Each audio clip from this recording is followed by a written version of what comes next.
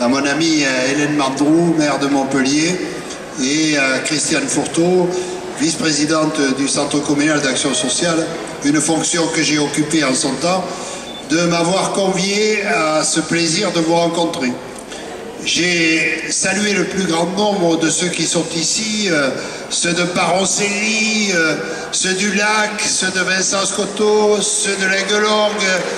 J'ai malheureusement pas pu faire le tour de absolument toutes les tables, mais je voudrais vous dire à mon tour, et dire ce que vient de dire fort bien Christiane, que je vous souhaite à tous une très bonne, très heureuse année 2011, même si je le sais, nous n'avons pas le droit de l'oublier.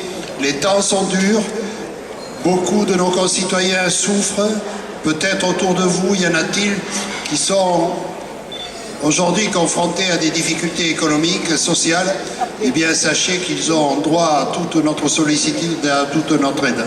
Je voudrais prendre ici l'exemple de la présence de plusieurs conseillers généraux, de Madame Monique Pétard, ma vice-présidente, de Monsieur Pierre Morel, vice-président aussi chargé de l'éducation, hein, et pour vous faire bien toucher du doigt que l'implication entre la ville et le Conseil général est totale. La loi, la Constitution a donné au Conseil général des compétences dans le domaine de la personne âgée, et notamment lorsque celle-ci devient dépendante, mais c'est parce que nous sommes dans une parfaite intelligence avec Hélène, avec Christiane, avec tous les membres du conseil d'administration et du conseil municipal qui les entourent ici, que nous pouvons, j'espère, répondre du mieux possible à vos attentes. En tout cas, c'est bien dans cet esprit que je situe l'engagement politique qui est le mien.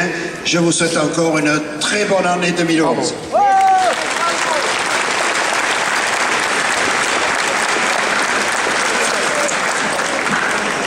Bon, cher André, chère Christiane et chers élus à mes côtés. Alors je vais, selon la bonne tradition, je vais d'abord appeler les clubs, et puis après, à l'applaudimètre, je crois qu'à mon avis, il y en a certains qui risquent de l'emporter sur d'autres. Mais je crois que c'est effectivement, c'est la 4e journée. Et entre lundi, mardi, mercredi, jeudi, vendredi, vous aurez été 5000. 1000 à chaque fois, vous êtes 1000 tous les midis. Et 5000 personnes qui sont venues ici partager ces moments de convivialité en début d'année. Alors je vais d'abord appeler le club Baroncelli.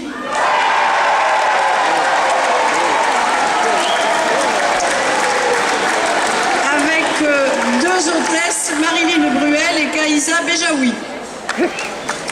Le club du Lac.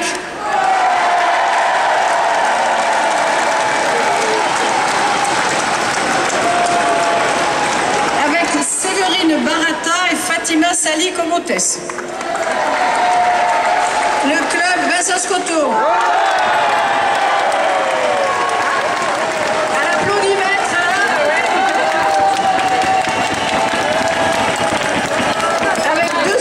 Qui sont Sylvie Poirier et Annelise Péchin. Oh. Le club Aigle-Longue.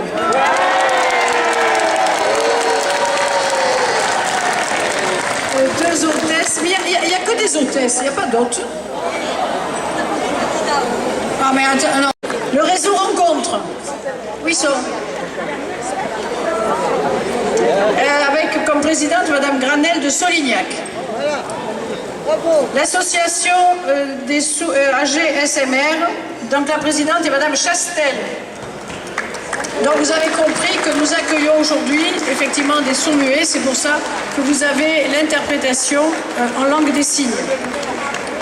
Et l'Union des seniors, effectivement, sourds de Montpellier, dont le président est Monsieur Roch. Voilà.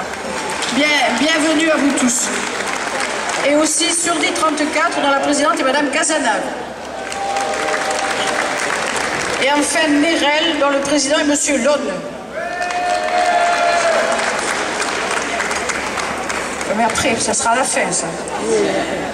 Alors, avant de vous présenter mes vœux, il y a quand même une nouvelle que je voudrais vous dire. C'est vrai qu'on ne peut pas toujours annoncer des bonnes nouvelles, malheureusement. Mais il y a quelque chose que je me dois de vous dire, c'est que hier, il y a une dame qui nous a quittés, qui a été adjointe au maire, qui a été vice-présidente du CCAS après André Vézinet et avant Christiane Fourteau. Cette dame, elle nous a quittés hier matin, c'est Jacqueline Bégin. Voilà.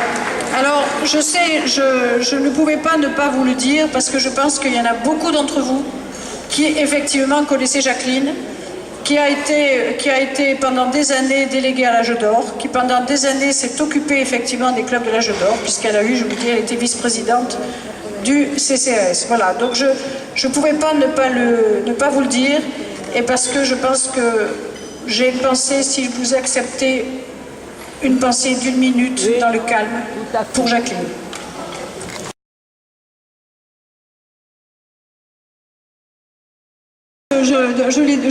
De temps en temps, je le dis, si vous avez des petites filles dans vos familles, des petites filles qui sont en train de naître aujourd'hui, et moi j'en ai eu une, j'ai une petite fille justement, moi qui est née le 25 novembre et qui a eu un mois le 25 décembre, le jour de Noël, donc vous vous doutez le moment magnifique qu'on peut passer quand c'est comme ça.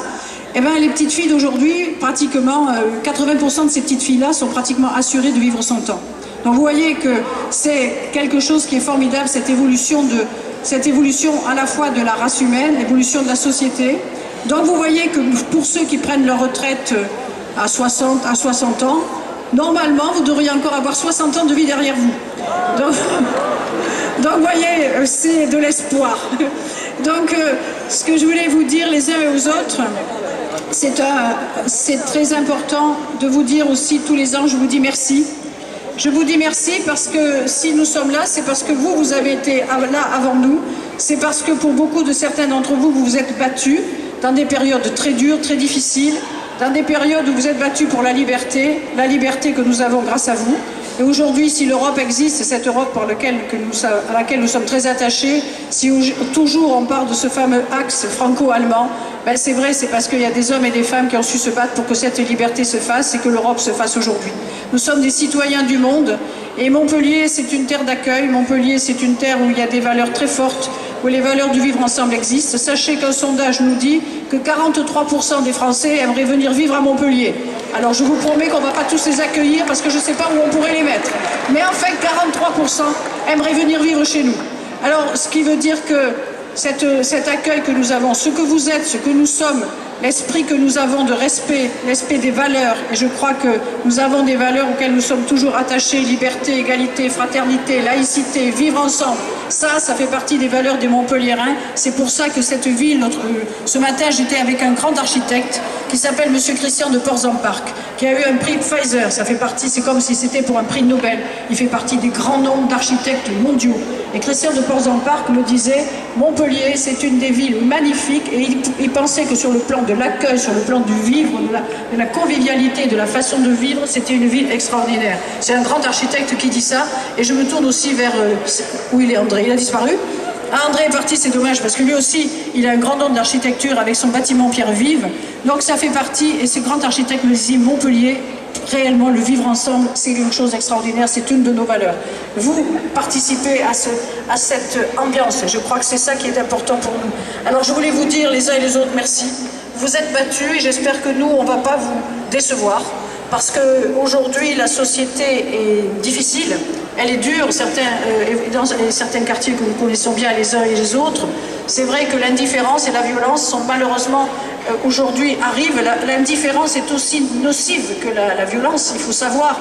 On ne doit pas rester indifférent quand il se passe quelque chose, on doit toujours pouvoir être en capacité de réagir. Ce que vous nous avez appris, nous, on doit l'apprendre aussi aux jeunes générations qui arrivent après nous. Gardez l'esprit du vivre ensemble, gardez les valeurs auxquelles nous croyons les uns et les autres. Je vous dis à tous merci pour ce que vous nous avez appris. On va essayer de ne pas vous décevoir et bonne année 2011.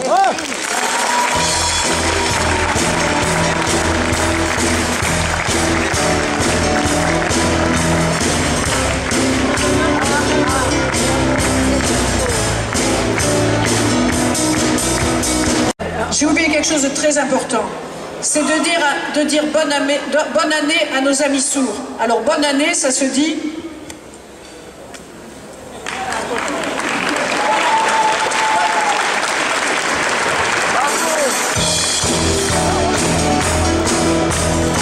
Vous pouvez applaudir très très fort vos élus qui créent comme chaque année les conditions pour vous offrir un spectacle de qualité et un repas non moins merveilleux avec le traiteur Germain. On les applaudit très fort.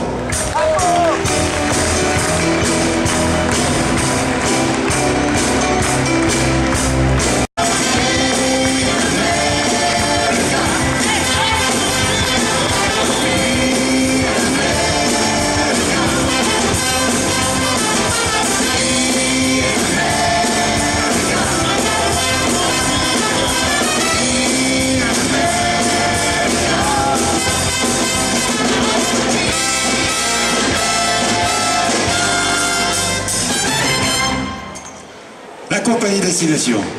Allez, sans plus attendre,